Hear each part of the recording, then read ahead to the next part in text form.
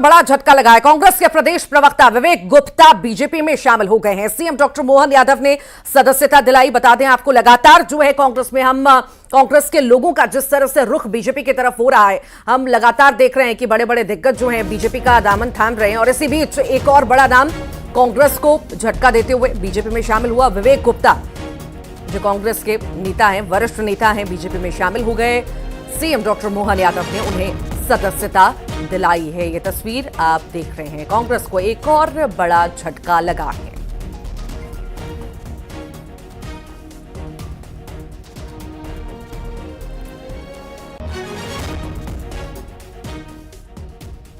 कांग्रेस को एक और बड़ा झटका।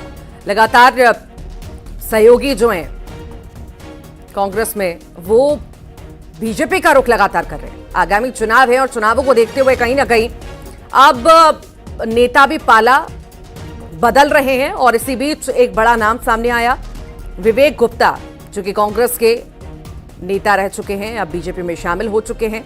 और ऐसा सिलसिला लगातार जारी भी है और यही कयास भी लगाए जा रहे हैं जिस तरह से बड़े बड़े नेता बीजेपी का दामन थाम रहे हैं। आने वाले दिनों में और बड़े नाम जो है सामने आ सकते हैं।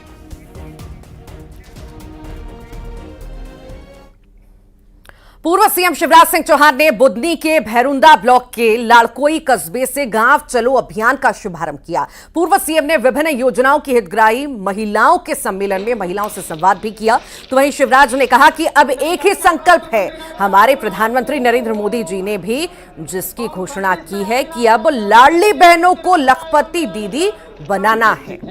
एक बार करतल ध्वनि से उनका हृदय से आप सब स्वागत करें। और हमारी दिनचर्या होनी चाहिए जो शरीर को स्वस्थ बनाए। शरीरम आद्यम।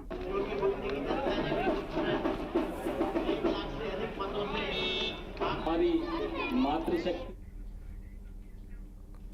तो वहीं बीजेपी के गांव चलो अभियान को लेकर प्रदेश अध्यक्ष वीडी शर्मा ने बूथ और पन्ना प्रभारियों की बैठक ली। इसी दौरान वीडी शर्मा ने कहा कि राघोगढ़ अब किसी का गढ़ नहीं है, एक एक विधानसभा मोदी जी की हितग्राहियों का गढ़ है। इस छोटे से गांव में हजारों लोगों को मोदी सरकार की योजनाओं का लाभ मिला है। आइए सुनवाते हैं क्या कुछ कहा है वीडी शर्मा ने।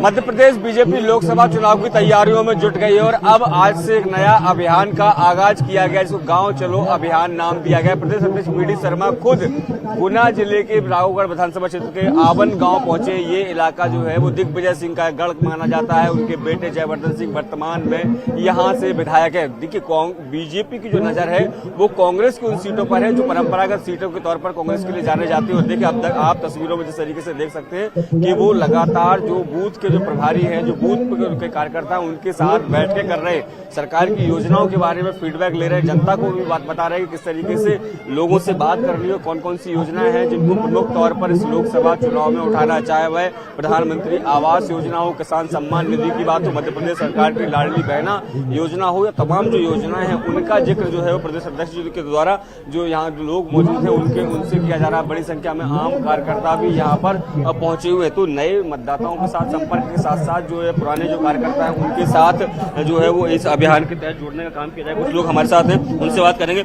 जो देखिए, ये अभियान शुरू हुआ है, किस तरीके से देखते हो लोकसभा की क्या तैयारी आप लोग? ये अभियान जो शुरू है, भारतीय जनता पार्टी एक ऐसी पार्टी है पूरे देश के अंदर जो जमीन से काम करती है, जमीन के कार्यकर्ता से आके मिलती है, जमीन के कार्यकर्ता को पूछती है।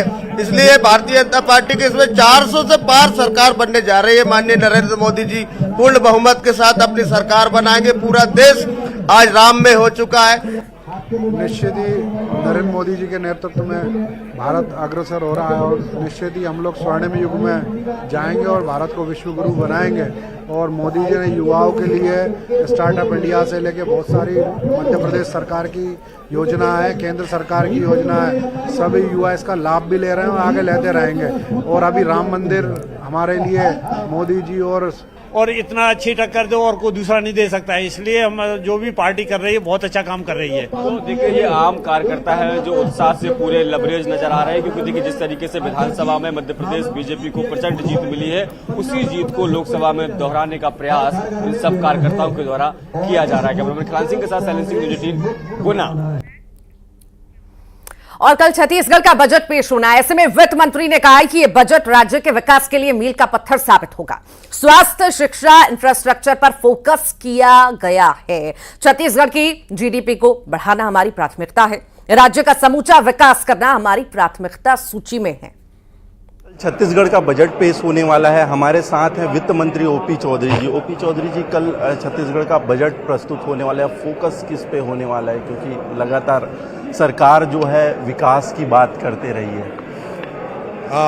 कल का इंतजार तो आपको करना पड़ेगा, बट मैं इतना कह सकता हूं कि टेक्नोलॉजी बेस्ड रिफॉर्म्स और गवर्नेंस के माध्यम से फास्टेस्ट इकोनॉमिक ग्रोथ को इंश्योर करना, हमारी संस्कृति, हमारे समाज के सभी पक्षों को ध्यान देना, इन सभी चीज़ों को ध्यान में रखते हुए कल का बजट हम प्रस्तुत करने जा रहे हैं। नहीं, पिछली सरकारों की तुलना में भी इकोनॉमी स्लो डाउन हुई है और अभी वर्तमान वर्ष में जो वित्तीय वर्ष है 2023-24 उसके जीडीपी विकास का जो आकलन है आर्थिक सर्वेक्षण के हिसाब से 6.56% का है, जबकि राष्ट्रीय औसत 7.32% का है। तो जो 5 सालों में माफिया राज और भ्रष्टाचार चला, अव्यवस्था फैली रही, उसके कारण इकोनॉमी भी स्लो डाउन हुई है। हर जगह हम सिस्टम जब खराब होता है तो सरकार के खजाने में कम पैसा आता है और जो भ्रष्टाचारियों के जेब में ज़्यादा पैसे जाता है। जब हम कहीं पर सिस्टम इस्टेब्लिश करते हैं, सिस्टम को बना देते हैं, तो सरकार के खजाने में ज़्यादा पैसा आता है, भ्रष्टाचारियों की जेब में कम पैसा जाता है। तो हम निश्चित रूप से विष्णुदेव साय जी के नेतृत्व में हर डिपार्टमेंट में, हर जगह जो अव्यवस्था फैली हुई थी, जो अनार्की फैली हुई थी, उसे समाप्त करके व्यवस्था स्थापित करने के लिए की रणनीति पर आगे आएंगे, जिससे सरकार के खजाने में पैसे बढ़ेंगे और सरकार के खजाने में पैसे बढ़ेंगे। बैप्स संस्था के वरिष्ठ संत धर्मवत्सल स्वामी जी ने भारत रत्न लालकृष्ण आडवाणी से भेंट की। धर्मवत्सल स्वामी ने परम पूज्य महंत स्वामी जी महाराज की ओर से भारत रत्न आडवाणी जी का अभिवादन किया। इस दौरान ब्रह्मा स्वरूप प्रमुख स्वामी जी महाराज के साथ आडवाणी के संस्मरणों को याद किया और उनके निरामय स्वास्थ्य के लिए श्री स्वामी नारायण भगवान के चरणों में विशेष प्रार्थना भी निवेदित की।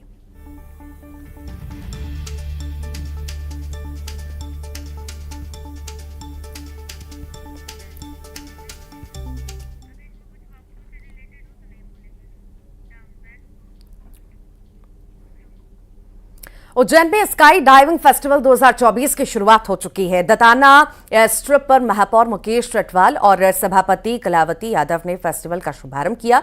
ये फेस्टिवल 17 फरवरी तक चलेगा और करीब 100 डाइवर्स उज्जैन और खजुराहो में स्काई डाइविंग करेंगे। उज्जैन के बाद पहली बार खजुराहो में 20 से 25 फरवरी तक एडवेंचर लवर्स आसमान में उड़ने के रोमांच का अनुभव कर पाएंगे।